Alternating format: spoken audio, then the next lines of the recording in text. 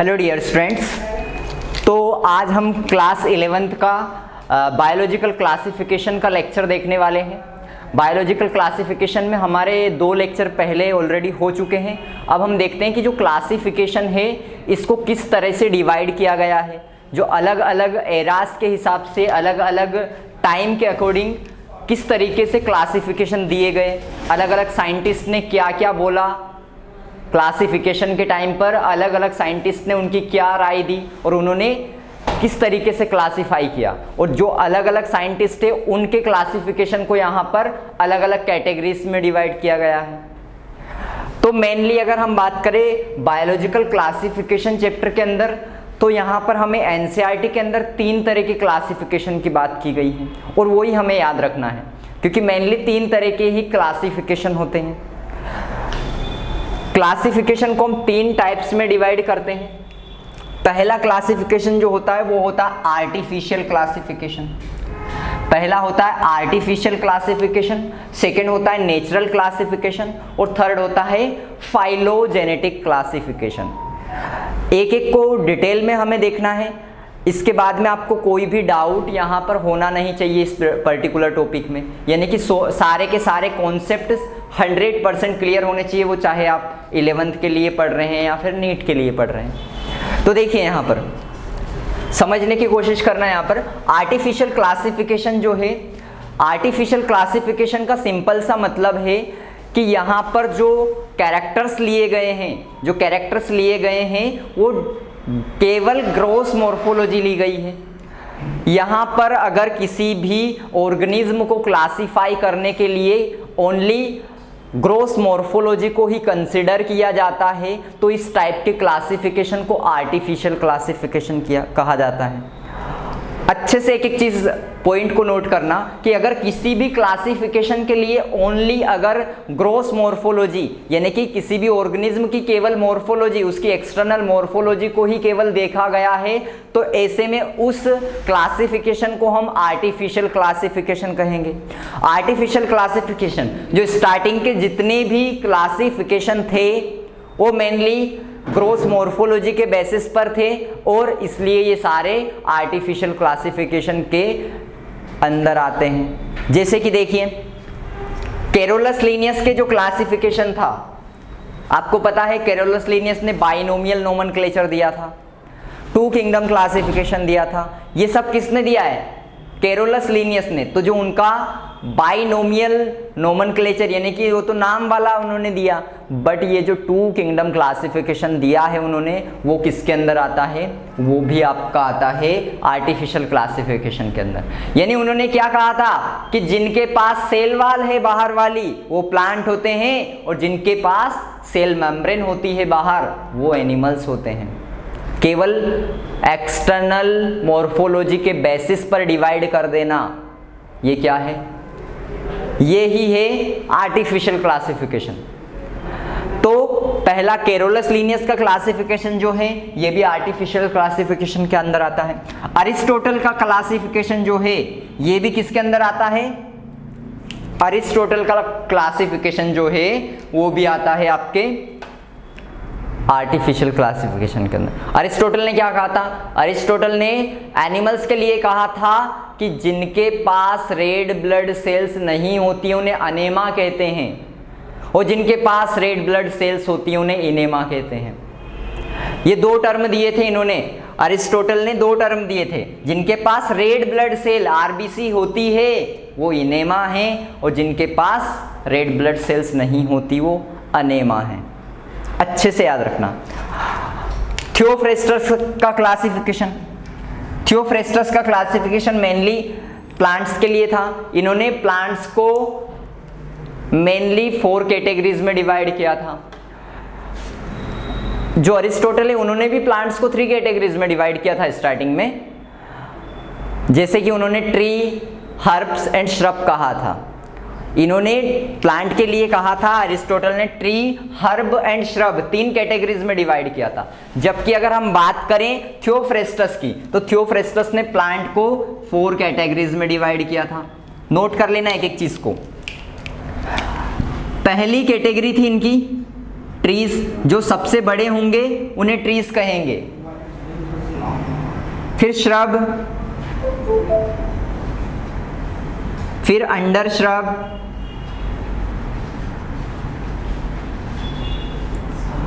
और फिर हर्ब्स। तो इन 4 कैटेगरीज के अंदर थियोफ्रेस्टस ने प्लांट्स को डिवाइड किया था, trees, shrub, under shrub and herbs. In 4 categories में उन्होंने डिवाइड किया था। तो हम बात करें पहले क्लासिफिकेशन यानी कि आर्टिफिशियल क्लासिफिकेशन की, तो आर्टिफिशियल क्लासिफिकेशन के अंदर 3 टाइप के क्लासिफिकेशन मेनली आते हैं। जो पॉपुलर क्लासिफिकेशन थे उनमें से 3 आते हैं। लीनियस का क्लासिफिकेशन जो कि 2 किंगडम क्लासिफिकेशन है, kingdom Plantae and kingdom Animalia. उसके बाद में Aristotle classification and Theophrastus classification, ये 3 क्लासिफिकेशन आते हैं। अब आते हैं हम सेकंड टाइप्स ऑफ क्लासिफिकेशन पे। जो सेकंड टाइप ऑफ क्लासिफिकेशन है हमारा वो है नेचुरल क्लासिफिकेशन। क्या है? नेचुरल क्लासिफिकेशन है।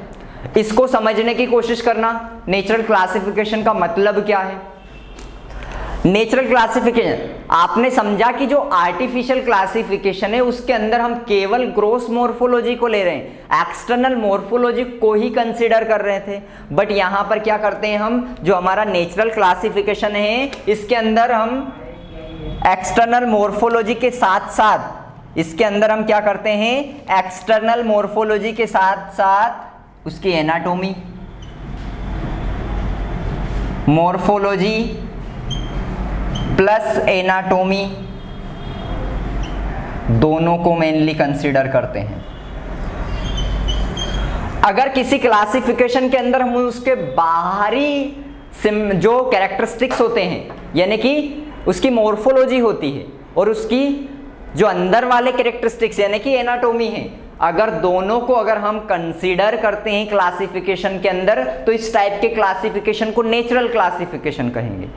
इस टाइप के क्लासिफिकेशन को क्या कहेंगे, नेचुरल क्लासिफिकेशन कहेंगे। और नेचुरल क्लासिफिकेशन का जो बेस्ट एग्जांपल आपको याद रखना है वो याद रखना है Bentham, George Bentham and Joseph Dalton Hooker का क्लासिफिकेशन। ये साइंटिस्ट के नाम में 2 साइंटिस्ट थे, एक तो जॉर्ज बेंथम है एंड एक जोसेफ डाल्टन हुकर है। तो इनका जो क्लासिफिकेशन है ये नेचुरल क्लासिफिकेशन और ये बेस्ट नेचुरल क्लासिफिकेशन माना जाता है। अगर इसके बारे में हम थोड़ी सी बात करें इनके क्लासिफिकेशन के बारे में, जोसेफ डाल्टन हुकर के क्लासिफिकेशन के बारे में, तो इन्होंने क्या किया था, प्लांट्स को 2 कैटेगरीज में डिवाइड किया था। प्लांट्स को इन्होंने 2 कैटेगरीज में डिवाइड किया था, एक क्रिप्टोगेमस और एक फेनेरोगेमस। 2 कैटेगरीज में इन्होंने प्लांट्स को डिवाइड किया था, एक क्रिप्टोगेमस और एक फेनेरोगेम्स। तो 2 कैटेगरीज में इन्होंने डिवाइड किया था। हमें पता है क्रिप्टोगेमस में हमारे लोअर प्लांट्स आएंगे और फेनेरोगेम्स जो है हमारा उसमें हमारे एंजियोस्पर्म और जिम्नोस्पर्म आएंगे। तो ये हम इसको सेपरेट भी पढ़ेंगे बाद में, तो आप इतना याद रखें इसका जॉर्ज बेंथम का कि इन्होंने क्या किया था, जो प्लांट्स हैं उनको 2 कैटेगरीज में डिवाइड किया था। प्लांट को 2 कैटेगरी में, एक क्रिप्टोगेम्स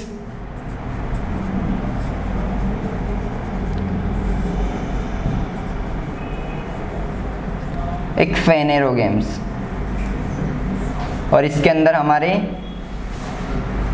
जिम्नोस्पर्म और एंजियोस्पर्म आएंगे। तो ये आपको याद रखना है यहां पर। तो नेचुरल क्लासिफिकेशन में बेंथम एंड हुकर का क्लासिफिकेशन आपको याद रखना है। अब हम आते हैं जो सबसे एडवांस क्लासिफिकेशन है। आज के समय पर जो क्लासिफिकेशन चल रहे हैं वो किस तरह के क्लासिफिकेशन है, फाइलोजेनेटिक क्लासिफिकेशन। किस तरह के क्लासिफिकेशन है, फाइलोजेनेटिक क्लासिफिकेशन है। फाइलोजेनी का मतलब क्या है, हमने देखा कि आर्टिफिशियल क्लासिफिकेशन में हमने केवल ग्रोस मॉर्फोलॉजी की बात करी, हमने नेचुरल क्लासिफिकेशन के अंदर मॉर्फोलॉजी के साथ साथ एनाटॉमी को भी कंसीडर किया है। अब यहां पर हम क्या करेंगे, यहां पर हम सारे कैरेक्टर्स को साथ में देखेंगे, यानी कि मॉर्फोलॉजी तो देखेंगे ही, उसके साथ हम एनाटॉमी भी देखेंगे, उसके बाद हम उसकी मेन है फाइलोजेनेटिक रिलेशनशिप देखेंगे। ये फाइलोजेनेटिक रिलेशनशिप का मतलब क्या है?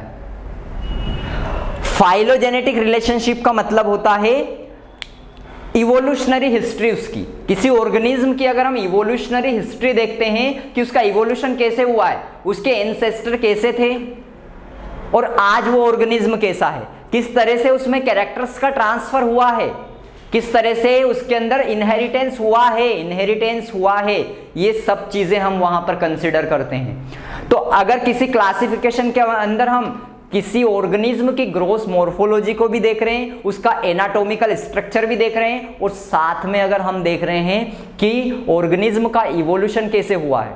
अगर हम ह्यूमन की बात करें तो ह्यूमन आपको पता है पहले चिंपांजी की तरह था, जिसे हम रामापिथेकस ड्रायोपिथेकस कहा करते थे, और उस स्टेज से उसने कई सारी स्टेजेस चेंज की है। हम इसको 12th वाले चैप्टर में, इवोल्यूशन चैप्टर के अंदर डिटेल में भी पढ़ेंगे कि ह्यूमन का इवोल्यूशन कैसे हुआ है। तो इस तरीके से हम अगर किसी भी ऑर्गेनिज्म की अगर पूरी इवोल्यूशनरी हिस्ट्री को देखते हैं, उसके एंसेस्टर को देखते हैं, अगर इन सब को हम क्लासिफिकेशन के अंदर इंक्लूड करते हैं, सब चीज़ों को एक साथ देखा करते हैं, तो इस टाइप के क्लासिफिकेशन को फाइलोजेनेटिक क्लासिफिकेशन कहा जाता है। और फाइलोजेनेटिक क्लासिफिकेशन के अंदर ये 3 क्लासिफिकेशन मेनली आपको याद रखना है। पहला क्लासिफिकेशन है इगलर एंड प्रांटल का क्लासिफिकेशन। ये सबसे मोस्ट पॉपुलर क्लासिफिकेशन है फाइलोजेनेटिक क्लासिफिकेशन का। फाइलोजेनेटिक क्लासिफिकेशन का सबसे पॉपुलर जो है वो है हमारा इगलर एंड प्रांटल। इगलर और प्रांटल का मतलब है इन्होंने फेनेरोगम्स को 2 पार्ट में डिवाइड किया था, जिम्नोस्पर्म एंजियोस्पर्म में, फिर एंजियोस्पर्म को और आगे मोनोकोट डाइकोट में डिवाइड कर दिया था, फिर डाइकोट को और आगे पॉलीपिटेलस और गेमोपिटेलस के अंदर डिवाइड कर दिया था। एक एक करके हम थोड़ा सा देख लेंगे बाद में। इतना केवल अभी याद रखना है कि इगलर एंड प्रांटल का क्लासिफिकेशन जो है वो फाइलोजेनेटिक क्लासिफिकेशन है। क्लियर? अगला है जॉन हचिंसन का क्लासिफिकेशन। तो जॉन हचिंसन का जो क्लासिफिकेशन है वो भी क्या होता है, वो भी फाइलोजेनेटिक क्लासिफिकेशन ही है, ये आपको याद रखना है। हचिंसन ने क्या किया था, इन्होंने एंजियोस्पर्म को 2 भागों में डिवाइड किया था, डाइकोट और मोनोकोट में। जो डाइकोट है उनको इन्होंने वापस 2 तरह से डिवाइड कर दिया था, एक हर्बेशियस प्लांट्स में, एक लिग्नोसियस प्लांट्स में कर दिया था, और उसके बाद में मोनोकोट को 3 कैटेगरीज में डिवाइड कर दिया था। इतनी डिटेल में आपको जानने की कोई ज़रूरत नहीं है ज़्यादा, ये केवल नाम यहाँ पर याद रखना है। क्लियर? क्योंकि नीट में हमारे केवल एनसीईआरटी से क्वेश्चन आते हैं, तो उस हिसाब से आपको करना है। अगला देखिए तख्ताजन का क्लासिफिकेशन। यहाँ पर क्वेश्चन मेनली इसी तरीके से पूछा है, क्योंकि हमारी एनसीईआरटी ने यहाँ पर इन क्लासिफिकेशन को डिटेल में समझाया नहीं है, एक्सप्लेनेशन बिल्कुल भी नहीं दे रखी है इनकी। तो यहाँ पर जो क्लासिफिकेशन पर क्वेश्चन आता है वो केवल इस तरीके से आता है कि इनमें से फाइलोजेनेटिक क्लासिफिकेशन क्या है, इनमें से आर्टिफिशियल क्लासिफिकेशन कौन सा है, या फिर नेचुरल क्लासिफिकेशन कौन सा है, या फिर इस तरीके से क्वेश्चन बनता है यहाँ पर कि किस तरह के कैरेक्टर्स को हम इन्वॉल्व करते हैं, किस तरह के कैरेक्टर के बेसिस पर हम क्लासिफिकेशन करते हैं। तो इस तरह के यहाँ पर क्वेश्चन मेनली इस टॉपिक से पूछे जाते हैं। अच्छे से याद रखना, ये टॉपिक काफ़ी इंपॉर्टेंट है। यहाँ से नीट के अंदर हर 1-2 साल में यहाँ से क्वेश्चन 100% आता है और पूछा ही जाता है यहाँ से। क्लियर? तो ये बायोलॉजिकल क्लासिफिकेशन के अंदर हमने ये जो लेक्चर देख रहे हैं इसके अंदर हमने क्लासिफिकेशन को देखा है। नेक्स्ट लेक्चर में हम देखेंगे कि और आगे अलग अलग साइंटिस्ट ने किस तरीके से क्लासिफाई किए हैं, सिस्टमेटिक टर्म्स हम देखेंगे, और बहुत सारी यहाँ पर हम बात करेंगे। 2 किंगडम क्लासिफिकेशन की हम बात करेंगे, 3 किंगडम क्लासिफिकेशन की बात करेंगे, 4 किंगडम, 5 किंगडम, और अब तो नया 6 किंगडम क्लासिफिकेशन जो है जिसे हम 3 डोमेन सिस्टम कहते हैं, उनकी भी बात करेंगे। तो ये जो हमारी अभी सीरीज चल रही है, अगर आप 12th के स्टूडेंट्स अगर कोई है तो वो हमारी टॉपर सीरीज जाके देख सकता है। उसमें अभी sexual reproduction in flooring plants खत्म होने वाला है चैप्टर, और यहाँ पर हमने 11th का अभी स्टार्ट किया, तो अब हम साइमल्टेनियसली दोनों में एक साथ चलेंगे।